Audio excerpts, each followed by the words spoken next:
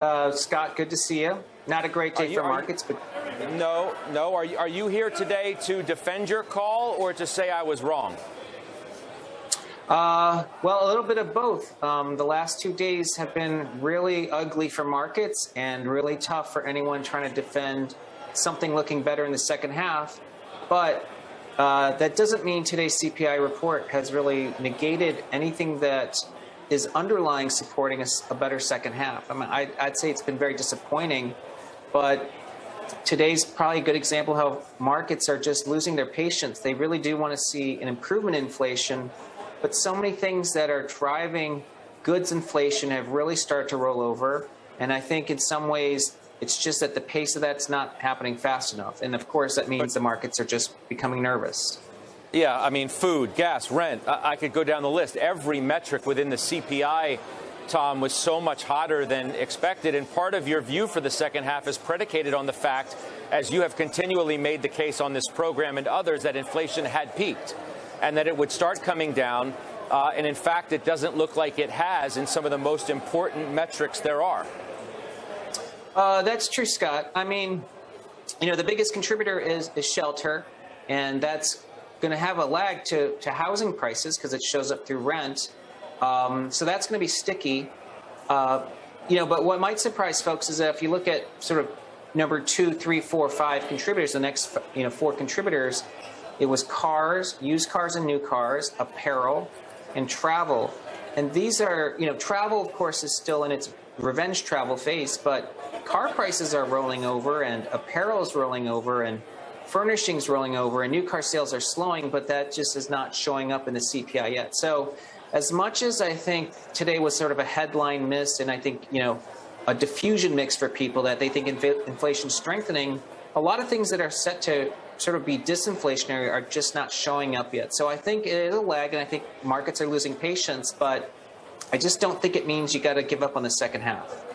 You know what? I mean, markets are one thing. I'm thinking about the Fed perhaps losing patience with how sticky inflation is, how tough their job seems to be, and how much tougher it appears today than perhaps it was yesterday, and what that means for the market going forward, and what the likelihood, frankly, is that the Fed has to be even more aggressive than it initially thought. You're right, Scott. I think from a market's perspective, I think the market would love to see the Fed do more. I don't think that the shock to markets is that the neutral rate is, 3 or something.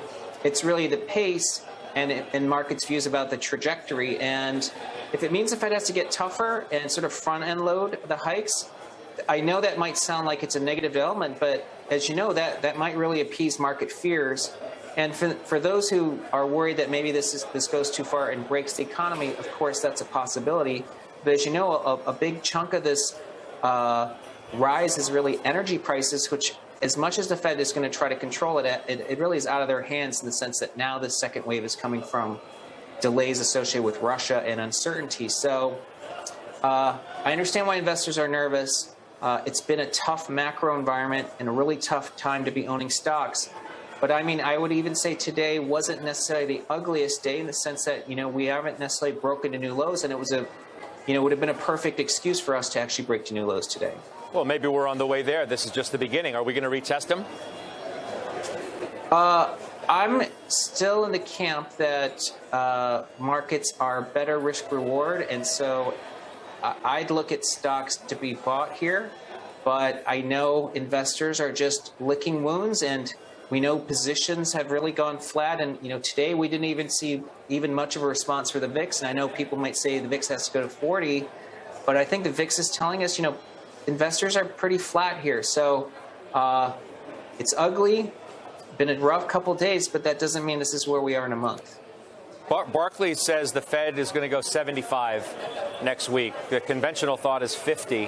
What if there is a surprise, Tom, and maybe there needs to be? Yeah, from a market psychology, I think equity investors and even credit markets are saying they'd like to see the Fed do more, even though everybody realizes there's a huge lag between what the Fed's doing and the pace of how those kind of come through the economy. But it really is a good moment to try to contain fears, which I don't think are runaway, but, even today's consumer confidence reading, with confidence as low as it is when unemployment is at 3.6%. I looked at this since 1960. Really, the data's pretty good only since 1970. It's kind of unprecedented that consumers are this negative when unemployment rates are this low. So clearly inflation's obviously... That I wonder, right. That, I wonder, is in part what sort of throws the conventional wisdom, the looks back at history, to the wind, that this time, in fact, is different. You have a variety of dynamics that have made this situation different, and the Fed is going to have to figure it out as it goes. And that's going to be a much more tricky scenario for markets to deal with, which makes your scenario, it seems to me, a little more tricky to reach, even in the best of times. You're right, Scott. I mean, there's a lot of reasons today's different. There is a lot of moving parts in the macro picture, including war and supply chains, and of course, the size of financial markets relative to the economy. And I think another moving part that we're not seeing visibly right now is it's what's happening in the private markets, both in venture and private equity.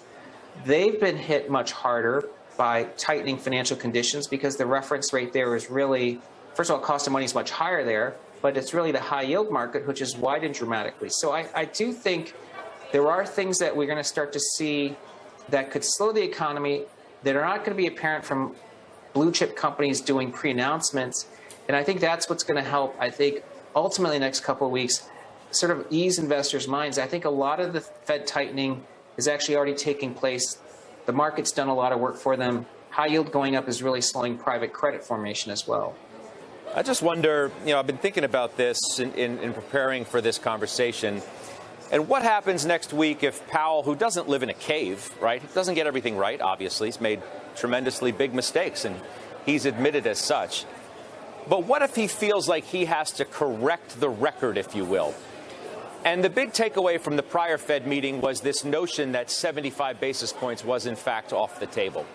What if he shows up next week, makes a concerted effort to say, you know what, it's not only on the table, but it might be more likely in the coming weeks, if not months.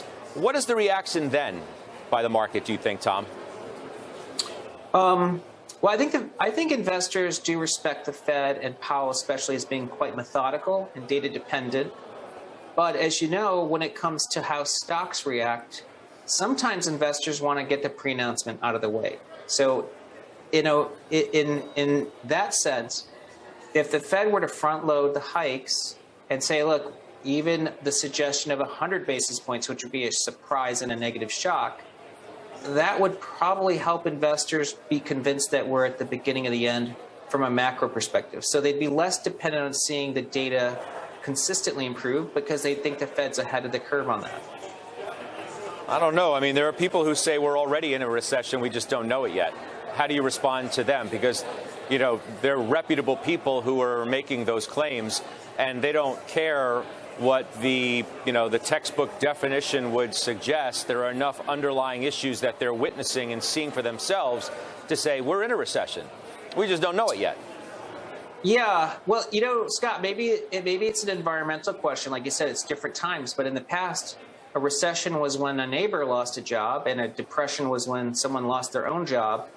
But today, I think people have jobs. Maybe a recession is really inflation. And, if someone else is having trouble making ends meet, that's a recession. And if they're having trouble making ends meet themselves, it's depression. I don't know. It's a great question. I think there's still a lot of vitality in the economy and a lot of pent-up demand. And actually, a lot of sort of positive things are emerging in the next couple of years. Again, like I said, the China COVID-free policy is really pushing companies to reshore back to America. That's very positive for the U.S. Energy security is an important theme. That's inflationary, though. That's inflationary, True. Isn't it? That's inflationary. Well, it's both inflationary and reflationary because the U.S. is really better positioned in the future. Actually, and then if there's inflation, as you know, you have to meet it through automation. That's demand for U.S. tech. So I think coming out of this period is going to be great opportunities for the U.S.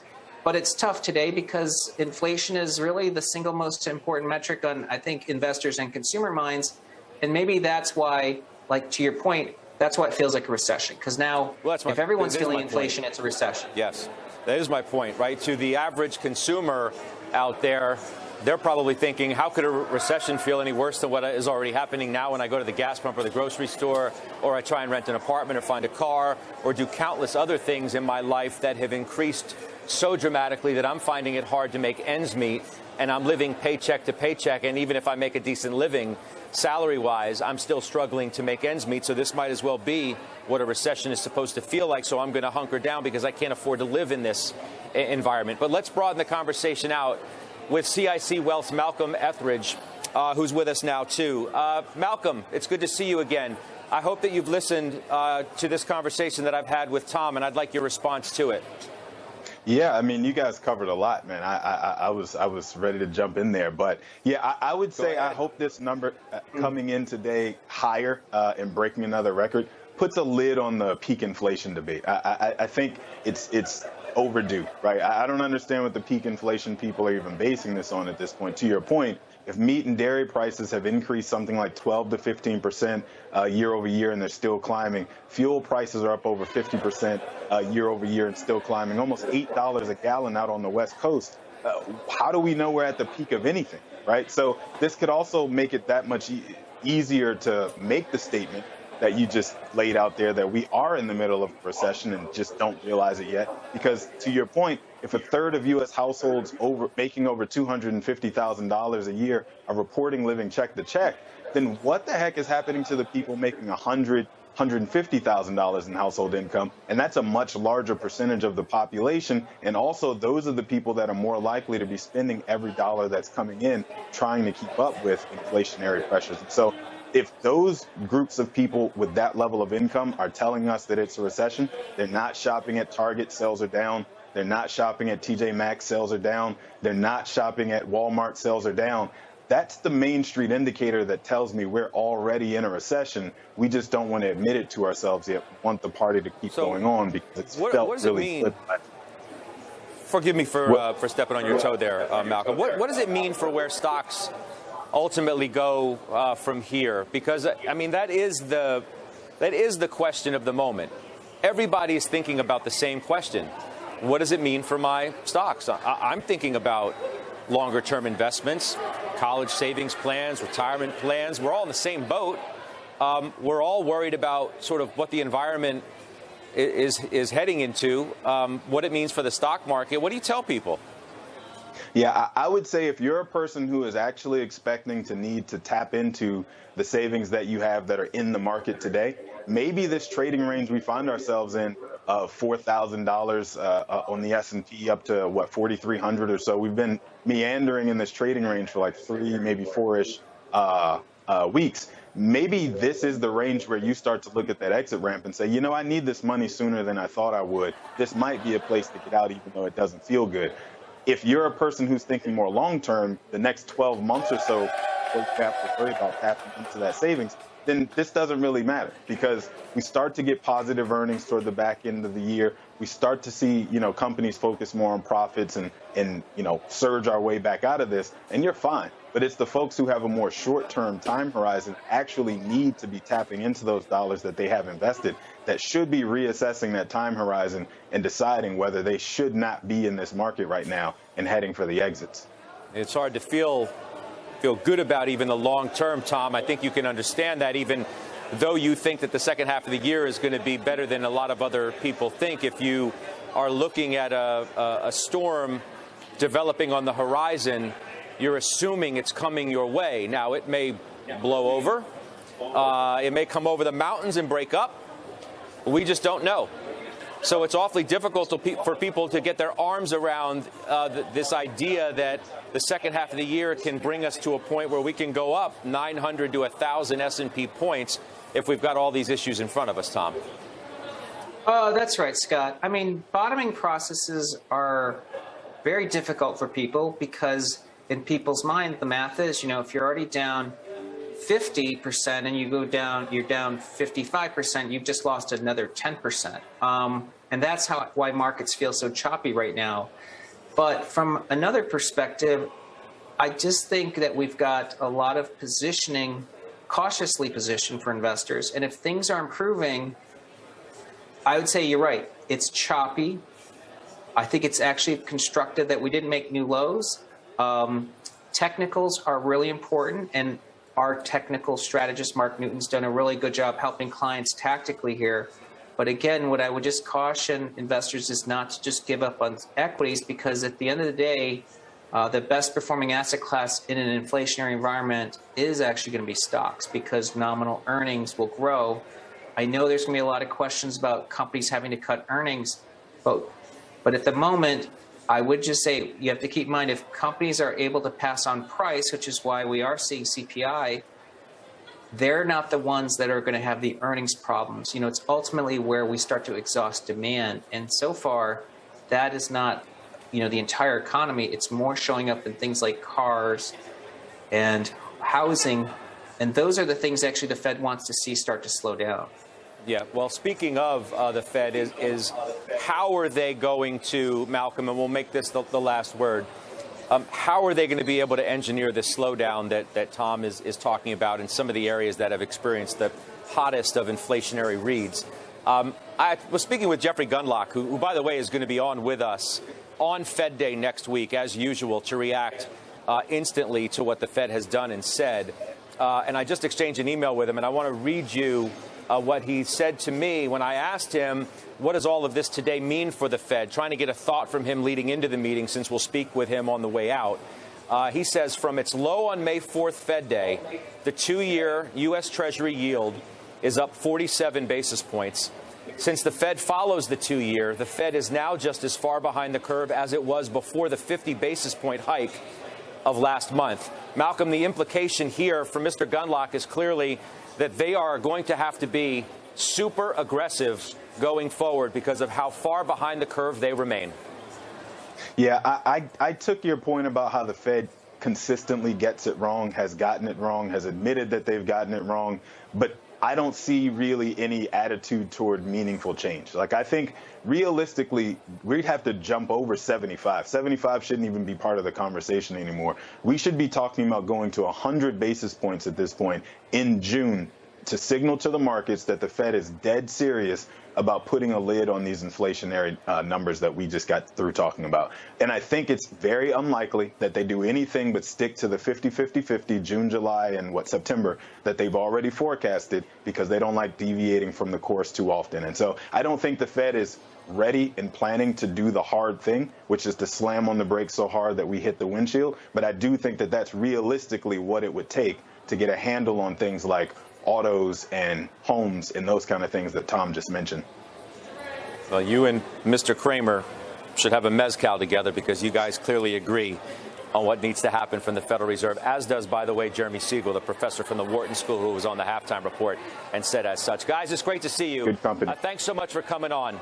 I really appreciate it. I know our viewers do as well. That's Tom Lee, Malcolm Etheridge joining us there. To our Twitter question of the day now, we want to know, how many basis points should the Fed hike at Wednesday's meeting? Is it 50, 75, or 100? You can vote at CNBC Overtime. We'll give you the results coming up at the end of the show. We do have breaking news regarding Tesla.